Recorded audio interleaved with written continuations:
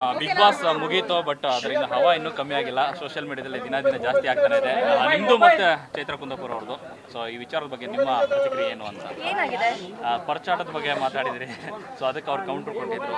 ಅಲ್ಲ, ನಾನು ಆ್ಯಕ್ಚುಲಿ ಎಲ್ಲಿನೂ ಕೂಡ ನನ್ನ ಫೇಸ್ಬುಕ್ಕಲ್ಲಾಗಲಿ ಅಥವಾ ನನ್ನ ಸೋಷಿಯಲ್ ಮೀಡಿಯಾದಲ್ಲಾಗಲಿ ನಾನು ಎಲ್ಲೂ ಕೂಡ ಅವ್ರ ಹೆಸರನ್ನು ಹೇಳಲೇ ಇಲ್ಲ. ಮತ್ತೆ ಯಾರಿಗೆ? ಸೊ ಹಾಗಾಗಿ ಅದು ಹೇಗೆ ಸ್ಪ್ರೆಡ್ ಆಗ್ತಿದೆ ಅನ್ನೋದು ನನಗೆ ಗೊತ್ತಿಲ್ಲ.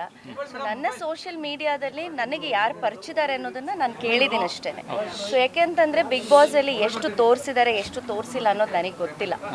ಬಿಕಾಸ್ ಈಗ ತಾನೇ ನಾನು ಬಿಗ್ ಬಾಸ್ ಮನೆಯಿಂದ ಹೊರಗಡೆ ಬಂದಿರೋದ್ರಿಂದ ನನಗೇನು ಗಾಯಗಳಾಗಿತ್ತು ಅದಕ್ಕೆ ನಾನು ಪ್ರಶ್ನೆ ಮಾಡಲೇಬೇಕಾಗಿತ್ತು. ಹಾಗಾಗಿ ಯಾರು ಮಾಡಿದ್ದಾರೆ ಅನ್ನೋದನ್ನು ನಾನು ಜನಕ್ಕೆ ಆಡಿಯನ್ಸ್ಗೆ ಬಿಟ್ಟಿದ್ದೆ ಅದನ್ನು. ಬಟ್ ಚೈತ್ರ ಕುಂದಾಪುರ ಅವ್ರು ಯಾಕೆ ರಿಯಾಕ್ಟ್ ಮಾಡಿದ್ರು ಅನ್ನೋದು ಇವತ್ತು ನನ್ನನ್ನು ಕಾಡ್ತಾರೋ ಅಂತ ಯಕ್ಷ ಪ್ರಶ್ನೆ. ಹಾಗಾಗಿ ಉತ್ತರ ನಿಮ್ಮೆಲ್ರಿಗೂ ಸಿಕ್ಕಿದೆ ಅಂತ ನಾನು ಭಾವಿಸ್ತೀನಿ. ಪರಿಚಿತವ್ರು ಯಾರು ಹಂಗಂದ್ರೆ? ಪರಿಚಿತವ್ರು ಅವರೇ ಉತ್ತರ. ಅಲ್ಲ, ನಾನು ಗೊತ್ತಿಲ್ಲ ಅಂತ ನಾನು ಹೇಳಲಿಲ್ಲ. ನಾನು ಗೊತ್ತಿಲ್ಲ ಅಂತ ನಾನು ಹೇಳಲಿಲ್ಲ. ನನಗೆ ಆಗಿರೋ ಗಾಯದ ಬಗ್ಗೆ ನಾನು ಹಾಕಿದ್ದೀನಿ ಅಷ್ಟೇ. ಅದಕ್ಕೆ ಉತ್ತರ ಕೊಟ್ಟಿದ್ದು ಅವರು. ಸೊ ಹಾಗಾಗಿ ಯಾಕೆ ಅದೇನೋ ಹೇಳ್ತಾರಲ್ಲ, ಅದೇನೋ ಕಳ್ಳ ಅಂದ್ರೆ ಮೈ ಮುಟ್ಕೊಂಡು ನೋಡ್ಕೊಂಡ ಅಂದಾಗೆ ಯಾಕೆ ಅವ್ರು ರಿಯಾಕ್ಟ್ ಮಾಡಿದಾರೆ ನನಗೆ ಗೊತ್ತಿಲ್ಲ. ಈಗ ಅವರು ಪರಿಚಿತಾರೆ ಅನ್ಕೊಡೋಣ ಮೇಡಮ್, ಬಟ್ ಅದನ್ನ ಮತ್ತೆ ಸೋಷಿಯಲ್ ಮೀಡಿಯಾದಲ್ಲಿ ಹಾಕಿ ಯಾಕೆ ಈ ವಿಚಾರ ಯಾಕೆ ತೆಗಿಬೇಕಾಗಿತ್ತು ಅನ್ನೋದು ಈಗ ಅಲ್ಲ, ನನ್ನ ಸೋಷಿಯಲ್ ಮೀಡಿಯಾದಲ್ಲಿ ನಾನು ಹಾಕಿದ್ದೀನಿ ಅಷ್ಟೇ. ನನಗಾದಂಥ ಗಾಯಗಳು, ನನಗಾದಂಥ ನೋವಿನ ಬಗ್ಗೆ ನಾನು ನನ್ನ ಸೋಷಿಯಲ್ ಮೀಡಿಯಾದಲ್ಲಿ ಹಾಕ್ಕೊಳ್ದೆ. ಈಗ ನಾನು ಹೊರಗಡೆ ಬಂದು ಅದನ್ನು ಪ್ರಚಾರ ತಗೊಳ್ಳೋಂಥ ಅವಶ್ಯಕತೆ ನನಗಿಲ್ಲ. ನನಗಾದಂಥ ನೋವು, ನನಗಾದಂಥ ಗಾಯದ ಬಗ್ಗೆ ನಾನು ಹೌದು ತೆಗೆದು ಹಾಕಿದ್ದೀನಿ. ಈಗ ನಾನು ನಿಮ್ಮೆಲ್ಲರ ಮುಂದೆ ತೋರಿಸ್ತೀನಿ ಇದನ್ನು. ಈಗ ನನಗಾಗಿರೋ ಅಂಥದ್ದು, ಯಾಕಂದರೆ ನಾನು ಒಬ್ಬ ಕಲಾವಿದೆ ಆಗಿರೋದ್ರಿಂದ ಈಗ ನನ್ನ ಕಾಲ್ಗಳಲ್ಲೇ ಆಗ್ಬೋದು, ಈಗ ನಾನು ಅದನ್ನು ತೋರಿಸ್ಲೇಬೇಕಾಗುತ್ತೆ. ಈಗ ಅದನ್ನು ಬಿಗ್ ಬಾಸ್ ಅವ್ರು ಹೊರಗಡೆ ತೋರಿಸಿರ್ಲಿಲ್ಲ. ಏನು ಹೊರಗಡೆ ತೋರಿಸಿರ್ಲಿಲ್ಲ, ಯಾಕೆಂದರೆ ನಾನು ಬಿಗ್ ಬಾಸಿಂದ ಬಂದ ಮೇಲೆ ಎಷ್ಟೋ ವಿಚಾರಗಳು ಅಲ್ಲಿ ಆಗಿರೋದೇ ಒಂದು, ಬಟ್ ಹೊರಗಡೆ ಬಂದಿರೋದೇ ಇನ್ನೊಂದು, ಮತ್ತೆ ಅದನ್ನ ಪ್ರೊಜೆಕ್ಟ್ ಮಾಡಿರೋ ರೀತಿನೇ ಬೇರೆ. ಹಾಗಾಗಿ ನಾನು ಕೂಡ ಒಬ್ಬ ಟಫ್ ಕಂಟೆಂಡರ್ ಆಗಿ ಅಲ್ಲಿದ್ದಾಗ, ಯಾಕಂದ್ರೆ ಅಲ್ಲಿ ನೋವಾಗ್ತಿದೆ, ನಮ್ಗೆ ಏನೋ ಒಂದು ದೈಹಿಕವಾಗಿ ಹಲ್ಲೆ ಆಗ್ತಿದೆ, ಮಾನಸಿಕವಾಗಿ ಹಲ್ಲೆ ಆಗ್ತಿದೆ ಅಂದಾಗ ನಾವು ಯಾರನ್ನು ಕೇಳ್ಬೇಕು? ನಮಗೆ ಗೊತ್ತಿಲ್ಲ ಅಲ್ಲಿ ಯಾರು ಎಷ್ಟು ಅದನ್ನ ಪ್ರೊಜೆಕ್ಟ್ ಮಾಡಿದರೆ ಎಷ್ಟು ತೋರಿಸಿದ್ದಾರೆ ಅಂತ. ಸೊ ನನಗಾಗಿದೆ, ನಾನು ಕೇಳಿದ್ದೀನಿ. ನೋಡಿ, ಯಾವಾಗಲೂ ಕೂಡ ಒಂದು ಆಕ್ಸಿಡೆಂಟ್ ಅನ್ನೋದು ಬೇರೆ. ಯಾಕೆಂತಂದ್ರೆ ಉದ್ದೇಶಪೂರ್ವಕವಾಗಿ ಇಂಟೆನ್ಷನಲಿ ಮಾಡುವಂಥದ್ದು ಬೇರೆ. ಸೊ ಹಾಗಾಗಿ ನನ್ನ ನೋವನ್ನ ನಾನು ತೋಡ್ಕೊಂಡಿದ್ದೀನಿ ಅಷ್ಟೇ. ಸೊ ಕೆಲವರಿಗೆ ಅದು ಅವರೇ ಮಾಡಿದ್ದಾರೆ ಅನ್ನೋದೇ ಆದರೆ, ಅಥವಾ ಅವ್ರಿಗೆ ಯಾಕೆ ಅದು ಆ ರೀತಿ ಬಿಂಬಿಸ್ತಾ ಇದ್ದಾರೆ ಸೋಷಿಯಲ್ ಮೀಡಿಯಾದಲ್ಲಿ ಅಂತ ನನಗೆ ಗೊತ್ತಿಲ್ಲ. ಸೊ ನನಗಾಗಿರುವಂಥ ನೋವನ್ನ ನನ್ನ ಫೋಟೋನ ನಾನು ಹಾಕ್ಕೊಂಡಿದ್ದೀನಿ ಅಷ್ಟೇ. ಎಲ್ಲೂ ಕೂಡ ಅಲ್ಲ, ಯಾರದಕ್ಕೆ ಉತ್ತರ ಕೊಡ್ತಿದ್ದಾರೆ ಅಂತ ಅಂದಮೇಲೆ ಒಂದು ನಿಮಿಷ ಮೇಡಮ್, ಮೇಡಮ್ ಈಗ ಅಲ್ಲಲ್ಲ, ಒಂದು ನಿಮಿಷ.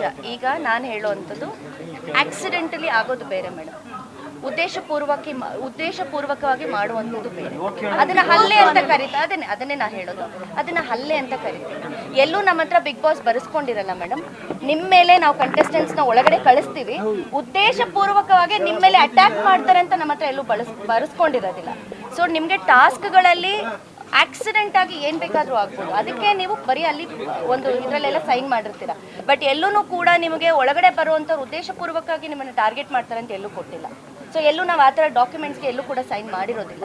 ಇಂಟೆನ್ಷನಲಿಗೂ ಆಕ್ಸಿಡೆಂಟ್ಗೂ ಬಹಳಷ್ಟು ಅಜಗಜಾಂತರ ವ್ಯತ್ಯಾಸ ಇದೆ. ಈಗ ನಾವು ರೋಡಲ್ಲಿ ಹೋಗಬೇಕಾದ್ರೆ ನಾವು ಒಬ್ಬರ ಮೇಲೆ ಬೇಕು ಅಂತ ಹೇಳಿ ಅಟ್ಯಾಕ್ ಮಾಡೋದನ್ನ ಏನಂತ ಹೇಳ್ತಾರೆ ಮೇಡಮ್? ಮೇಡಮ್, ನಾನು ಅದನ್ನೇ ಹೇಳ್ತಾ ಇರೋದು. ಈಗ ಆಟದ ಬರದಲ್ಲಿ ನಾವು ಎಷ್ಟೋ ವಿಚಾರಗಳನ್ನ ಮಾಡ್ತೀವಿ ಮೇಡಮ್, ಆಟದಲ್ಲಿ ಗೊತ್ತಿಲ್ಲದೆ ಆಗುವಂಥದ್ದು. ಬಟ್ ಗೊತ್ತಿದ್ದು ಬೇಕು ಅಂತ ಮಾಡೋದನ್ನ ನೀವ್ ಏನಂತ ಉತ್ತರ ಕೊಡ್ತೀರಾ ಅದಕ್ಕೆ ಕೊಡಿ. ಈಗ ಅದನ್ನ ನಾನು ಹೇಳೋದಿಲ್ಲ ಮೇಡಮ್, ಯಾರದನ್ನ ಮೈ ಪರ್ಚ್ಕೋತಾರೆ. ಒಂದ್ ನಿಮಿಷ,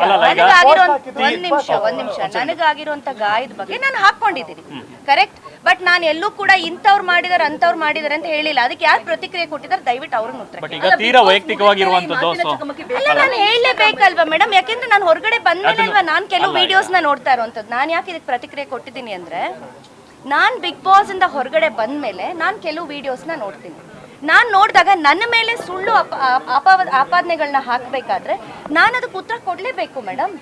ಈಗ ನಾನು ಬಿಗ್ ಬಾಸ್ ಇಂದ ಹೊರಗಡೆ ಬಂದ್ಮೇಲೆ ನಾನು ಯಾರ ಮೇಲೂ ಆರೋಪ ಹೊರಿಸ್ಲಿಲ್ಲ. ನಾನು ಈ ಹಿಂದೆ ಬಂದು ನಾನು ಕೆಲವು ವಿಡಿಯೋಸ್ನ ನೋಡಿದಾಗ ಯಾಕೆ ನನ್ನ ಹೆಸರನ್ನ ಕೆಲವ್ರು ತಗೊಂಡಿದ್ದಾರೆ ಅನ್ನೋ ನನಗೆ ಆಸೆ ಆಯಿತು. ಬಿಕಾಸ್ ಅದು ಕೂಡ ಅವ್ರು ಈಗ ನನ್ನನ್ನು ಪ್ರಶ್ನೆ ಮಾಡಿದಾಗೆ ಆಟದ ಬರದಲ್ಲಿ ಆಗಿದೆ ಅನ್ನೋದೇ ಆದರೆ, ಕೆಲವು ವ್ಯಕ್ತಿಗಳು ಹೊರಗಡೆ ಬಂದು ಯಾಕೆ ನನ್ನ ಹೆಸರನ್ನು ತಗೊಳ್ತಾ ಇದ್ದಾರೆ ಅದು ನನಗೆ ಗಾಸಿ ಆಯಿತು. ಸೊ ಅದೆಲ್ಲೋ ಒಂದು ಕಡೆ ನನಗೆ ಮನೆ ಒಳಗಡೆನೂ ಪರ್ಸನಲ್ ಟಾರ್ಗೆಟ್ ಅಂತ ಅನ್ನಿಸ್ತು, ಮನೆ ಹೊರಗಡೆನೂ ಕೂಡ ಬಂದು ನನ್ನ ಮೇಲೆ ಅಪಪ್ರಚಾರ ಮಾಡ್ತಿದ್ದಾರೆ ಅಂತ ನನಗೆ ಅನ್ನಿಸ್ತು. ಹಾಗಾಗಿ ನನಗಾಗಿರುವಂಥ ಗಾಸಿಗಳ ಬಗ್ಗೆ ನಾನು ಫೋಟೋ ಹಾಕ್ಕೊಂಡಿದ್ದೀನಿ. ಅವರು ಕೂಡ ಕಮೆಂಟ್ ಮಾಡಿದ್ರು. ಹೌದು. ಸೊ ಮನೆ ಒಳಗೆ ಕೂಡ ಸಪೋರ್ಟಿವ್ ಆಗಿದ್ರು, ಹೊರಗಡೆ ಬಂದ್ಮೇಲೆ ಕೂಡ ನಿಮ್ಮ ಪರವಾಗಿ ಕಮೆಂಟ್ ಮಾಡಿದ್ರು. ಸೊ ಚೈತ್ರ ಅವರು ಅದಕ್ಕೆ ಮತ್ತೆ ರಿಯಾಕ್ಟ್ ಮಾಡಿದ್ರು. ಸೊ ಇದ್ರ ಬಗ್ಗೆ ಮೇಡಮ್ ಮೇಡಮ್ ಅವ್ರ ರಿಯಾಕ್ಷನ್ ಬಗ್ಗೆ ನಾನು ಏನೂ ಮಾತಾಡಲ್ಲ. ಯಾಕೆಂತಂದ್ರೆ ಅವ್ರು ಏನಕ್ಕೆ ರಿಯಾಕ್ಟ್ ಮಾಡಿದ್ದಾರೆ, ಯಾಕೆ ರಿಯಾಕ್ಟ್ ಮಾಡಿದ್ದಾರೆ ಅನ್ನೋದು ನನಗೆ ಗೊತ್ತಿಲ್ಲ.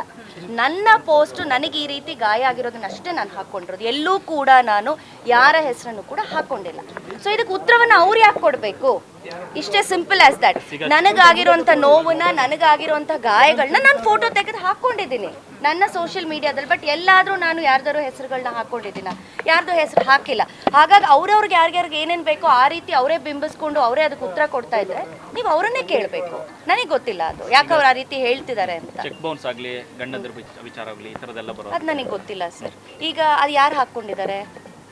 ಚೈತ್ರ ಅವರು. ಯಾರು? ಚೈತ್ರ ಅವರು. ಚೈತ್ರ ಕುಂದಪ್ಪ ಅವ್ರು. ನೀವು ಅವ್ರನ್ನೇ ಕೇಳಬೇಕಲ್ವ ಸರ್?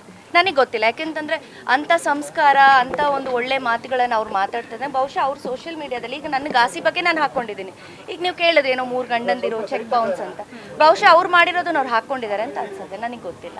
ಮ್ಯಾಮ್ ಫೈನಲಿ ಇವಾಗ ಗಿಲ್ಲಿ ಬಗ್ಗೆ ಒಂದು ಹೇಳಿಕೆ ಕೊಟ್ಟರೆ ಸಾಕಷ್ಟು ಚರ್ಚೆ ಕೂಡ ಆಯಿತು. ಏನಂತ ಹೇಳಿದ್ರೆ ನಾಟಕೀಯವಾಗಿದ್ರು, ಅಂದ್ರೆ ಬಡವನ ವೇಷ ಧರಿಸಿ ಬಿಗ್ ಬಾಸ್ ಮನೇಲಿ ಆಡಿದ್ರು ಅಂತ ಹೇಳ್ಬಿಟ್ಟು ಈ ಮಾತನ್ನ ನಾನು ಗಿಲ್ಲಿ ಅವ್ರ ಹತ್ರನೇ ಕೇಳಿದೆ. ಅಶ್ವಿನಿ ಅವ್ರು ನಿಮ್ಮ ಬಗ್ಗೆ ಈ ತರ ಹೇಳಿದ್ರು, ನೀವೇನ್ ರಿಯಾಕ್ಟ್ ಮಾಡ್ತೀರಾ ಅಂತ. ಅದಕ್ಕೆ ಗಿಲ್ಲಿ ಹೇಳಿದ್ರು ಇಲ್ಲ ಇಲ್ಲ ಅಕ್ಕ ಆ ತರ ಹೇಳಿರ್ಲಿಕ್ಕಿಲ್ಲ ಅಂತ ಅಂದ್ರು. ಸೊ ಅವರ ಇನ್ನೋಸೆನ್ಸ್, ಅವರ ಮುಗ್ಧತೆ, ಅವ್ರ ಒಳ್ಳೆತನ ಅಂತ ನಮಗೆ ಅನ್ನಿಸ್ತು. ನಿಮಗೆ ಏನ್ ಅನ್ಸುತ್ತೆ ಮೇಡಮ್? ಈಗ ನಾನು ಮನೆಯಿಂದ ಹೊರಗಡೆ ಬಂದ್ಮೇಲೆ ನನ್ನನ್ನು ಕೇಳಿದಂಥ ಪ್ರಶ್ನೆ, ನಾನು ಯಾವತ್ತೂ ಗಿಲ್ಲಿ ಹೇಳ್ದ ಬಡವ ಅಂತ ನಾನು ಎಲ್ಲೂ ಹೇಳಿಲ್ಲ. ಏನು ಹೊರಗಡೆ ಬಿಂಬಿಸಿದ್ರು, ನನ್ನನ್ನೇನು ಮೀಡಿಯಾದವ್ರು ಪ್ರಶ್ನೆ ಕೇಳಿದ್ರು, ಬಡವ ಅಂತೆ, ನೀವು ಶ್ರೀಮಂತರಂತೆ ಅಂತ ಹೇಳಿ ಏನು ಹೊರಗಡೆ ಕಾರ್ಡ್ ಪ್ಲೇ ಆಗ್ತಿತ್ತು ಅದನ್ನ ನನ್ನನ್ನು ಕೇಳಿದ್ರು. ಆಗ ನಾನು ಅದಕ್ಕೆ ನಾನು ಏನು ಉತ್ತರ ಕೊಡ್ಬೇಕು ಕೊಟ್ಟಿದ್ದೀನಿ? ನಾನು ಎಲ್ಲಾದರೂ ಹೇಳಿದ್ದೀನಿ ಅದನ್ನ ಗಿಲ್ಲಿ ಹೇಳಿದ್ದಾನೆ ಅಂತ ನಾನು ಎಲ್ಲಾದರೂ ಹೇಳಿದ್ದೀನಿ? ಹೊರಗಡೆ ಏನು ಪ್ರಚಾರ ಆಗ್ತಿತ್ತು, ನನ್ನನ್ನು ಮಾಧ್ಯಮದವ್ರು ಪ್ರಶ್ನೆ ಮಾಡಿದಾಗ ಅದನ್ನ ನಾನು ಹೇಳಿದ್ದೀನಿ. ಯಾವತ್ತೂ ಕೂಡ ನಾನು ಗಿಲ್ಲಿ ಬಡವ ಅಂತ ಹೇಳಿ ನಾನೆಲ್ಲೂ ಹೇಳ್ಕೊಂಡಿಲ್ಲ, ಇಲ್ಲ ಗಿಲ್ಲಿ ಬಡವ ಅಂತ ಹೇಳಿದಾನೆ ಅಂತ ನಾನೆಲ್ಲೂ ಕೂಡ ಹೇಳಿಲ್ಲ. ಹೊರಗಡೆ ಏನು ನಾವು ಬಿಗ್ ಬಾಸ್ ಮನೆಯಿಂದ ಬಂದ ತಕ್ಷಣ ಇವತ್ತು ನಾನು ಹೊರಗಡೆ ಬರ್ತೀನಿ ಅಂದರೆ immediately the very next day ನನ್ನನ್ನು ಮಾಧ್ಯಮಕ್ಕೆ ಕರೀತಾರೆ. ಅಂದರೆ ನಮ್ಮ PR ಟೀಮ್ ಏನಿರ್ತಾರೆ ಚಾನಲಿಂದ ಅವ್ರು ಹೇಳ್ತಾರೆ, ನೀವು ಇಮಿಡಿಯೇಟ್ ಆಗಿ ನಮಗೆಲ್ಲರಿಗೂ ಬೈಟ್ಸ್ ಕೊಡಬೇಕು, ಅದೊಂದು ಪ್ರೋಟೋಕಾಲ್ ಇರುತ್ತೆ. ಸೊ ಪ್ರೋಟೋಕಾಲ್ ಪ್ರಕಾರ ನಾನು ಹೋದಾಗ ಹೊರಗಡೆ ಎಲ್ಲ ಈ ರೀತಿ ಎಲ್ಲ ಆಗಿತ್ತು ಅಂತ ಹೇಳಿದಾಗ, ಹೌದಾ ಈ ರೀತಿ ಎಲ್ಲ ಬಿಂಬಿಸಿದಾರ ಅಂತ ಹೇಳಿ ಅವ್ರ ಪ್ರಶ್ನೆಗೆ ನಾನು ಅವರ ಒಂದು ಇದಕ್ಕೆ ನಾನು ಉತ್ತರ ಕೊಡ್ತೀನಿ. ಬಿಟ್ಟರೆ ಎಲ್ಲೂ ಗಿಲ್ಲಿ ಹೇಳಿದಾರೆ ಅಂತ ನಾನು ಎಲ್ಲೂ ಹೇಳೇ ಇಲ್ವಲ್ಲ. ಸೊ ಏನು ಹೊರಗಡೆ ಬಿಂಬಿಸ್ತಾ ಇದ್ರು ಅದಕ್ಕೆ ನಾನು ಉತ್ತರ ಕೊಟ್ಟಿದ್ದೀನಿ ಅಷ್ಟೇ. ಕ್ಷಣ ಕ್ಷಣದ ಸುದ್ದಿಗಳಿಗಾಗಿ ಫ್ರೀಡಂ ಟಿವಿ ಸಬ್ಸ್ಕ್ರೈಬ್ ಮಾಡಿ, ಲೈಕ್ ಮಾಡಿ ಹಾಗೂ ಫಾಲೋ ಮಾಡಿ. ಹೊಸ ಸುದ್ದಿಗಳ ನೋಟಿಫಿಕೇಶನ್ಗಾಗಿ ಬೆಲ್ ಐಕಾನ್ ಮೇಲೆ ಕ್ಲಿಕ್ ಮಾಡಿ.